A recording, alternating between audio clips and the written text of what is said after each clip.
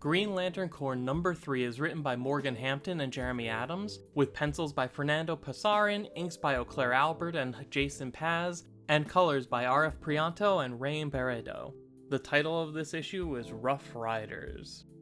Hey, remember the gigantic egg? Know what's inside it? God! Specifically Horus, the god worshipped by the Thanagarian people. You know, this is the second time in 3 issues that John Stewart visited a planet just in time to see their giant golden god go on a rampage. The total destruction of the planet Thanagar woke Horus up a few millennia too early, which would have been bad enough, but then the Red Lantern ship starts shooting Horus in the face. See, Horus is a being made of pure nth metal, and the Red Lanterns desperately need nth metal to channel the emotional spectrum energy that Xylus Zox is tapping into. We get a brief flashback that confirms a lot of what we suspected last issue and fills in some gaps. Some United Planets lanterns shifted red to infiltrate the planet Yasmalta and sabotage the Red Central Battery, destroying it. The surviving Red Lanterns were scooped up by the same slave ships that descended on Odom after the Blue Central Battery was destroyed. And despite having functional rings, the Red Lanterns couldn't afford to fight back. A Red Lantern ring keeps its user alive in place of their heart, and now that the Central Battery was gone, they became desperate to conserve what little power they had left, knowing that they'd die once it ran out. After they were imprisoned, Xylus Zox erupted with rage, spontaneously manifesting a connection to the emotional spectrum. Now that they suddenly had a way to replenish their power, the Red Lanterns took over the ship and modified it to drain and store the energy flowing through Zox. It only worked because of the unique properties of nth metal, so Atrocitus would do anything to get his hands on as much nth metal as possible. He's desperate, their survival depends on it, and now one of the only people standing in his way is John Stewart. And crucially, Atrocitus doesn't know anything about what's been going on with the United Planets. He thinks that the destruction of the Red Central Battery was an act committed by the same Green Lantern Corps that John represents, and he is mad. John tries his best to de-escalate the situation, but Hawkwoman is like, "No, I'll just hit him," and then Atrocitus tells his cat to go kill God. Horus is very upset and rips the ship in half, destroying the power supply for the Red Lantern Corps, leaving them stranded and dying. John stabilizes the ship while Kilowog and Razor save the Red Lanterns. Shiera follows Atrocitus to the engine room, where Zox is in danger of exploding now that nothing is draining away the endless stream of spectrum energy flowing into him. Atrocitus tries to take the power into himself, but it's too much for him to handle. But Hawkwoman's mace is made of nth metal, so they're able to funnel most of the power into the mace, leaving both Atrocitus and Xylus Zox alive for the time being.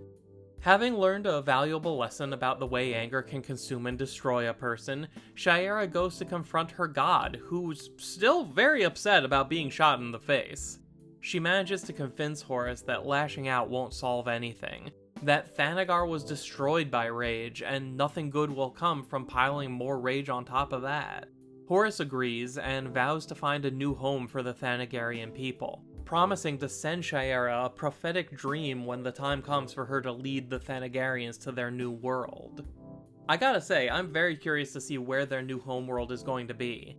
You know, since so much stuff from the cartoons is making its way into the comics now, what if Horus chooses Earth as the new Thanagarian homeworld?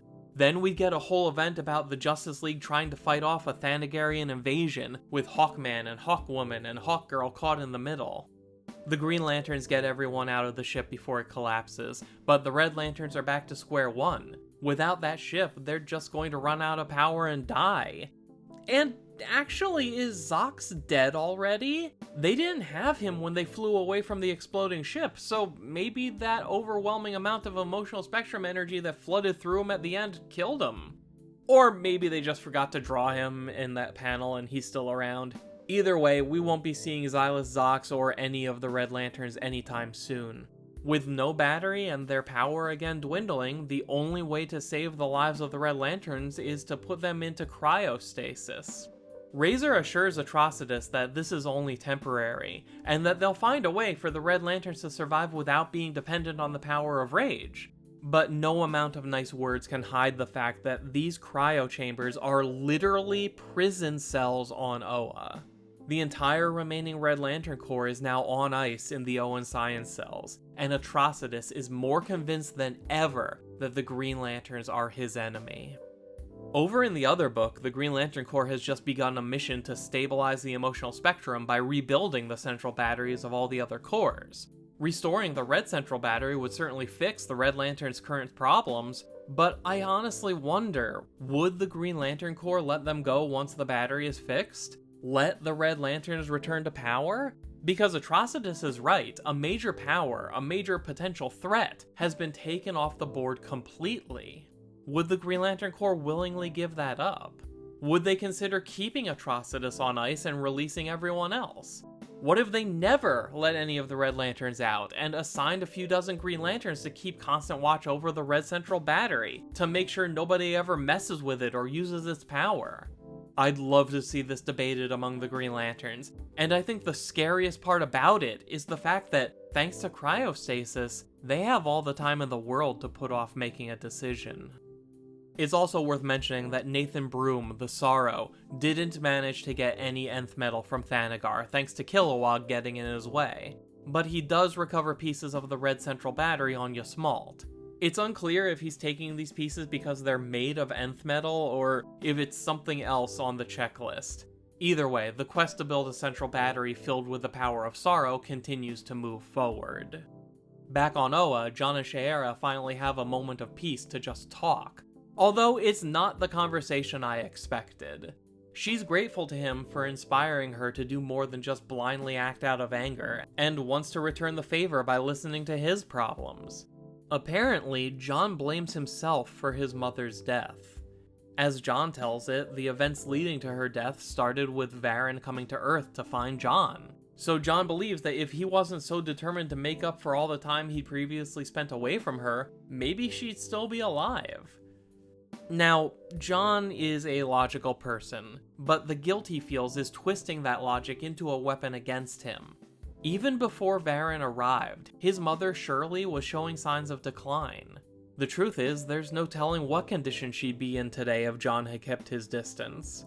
But he can't account for that variable, so he focuses on what happened in what he tells himself is the most logical way. That his mother died because of him, because he was too absent before and then overcorrected. And he may still be in the process of overcorrecting. What worries Shiera the most is the sentient construct of John's sister Ellie, who died in a car accident when John was young. Another death that John blames himself for. We still don't know how or why this version of Ellie is so intelligent and independent, but it's probably going to be directly connected to the things John skillfully avoids talking about by steering the conversation away from the topic of his regrets and onto the prospect of eating some Malthusian ice cream for dessert. Repressing negative thoughts and feelings is a dangerous proposition for any lantern.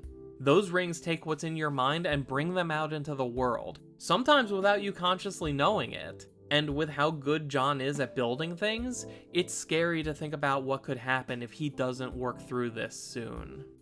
Maybe he'll come out of it like Razor, who was overwhelmed by the power of sorrow and couldn't see the point of anything now that he no longer had Aya in his life. But that experience only served to remind Razor of how precious she is to him, and now he's more determined than ever to find her again. Overall, a good issue.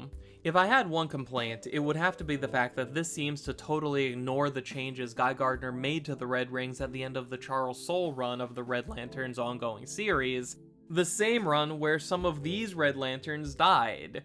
Maybe there's a way to fill in the gaps later in a way that makes sense. But for now, we just have to accept the fact that the Red Lanterns, their powers, their deaths, were reset to their classic status quo. That seems like a really strange thing to do immediately before killing, depowering, and cryo-freezing them, but I guess we'll just have to wait and see what the long-term plan is for the Red Lantern Corps. So that's Green Lantern Corps number 3. Now I want to know what you think.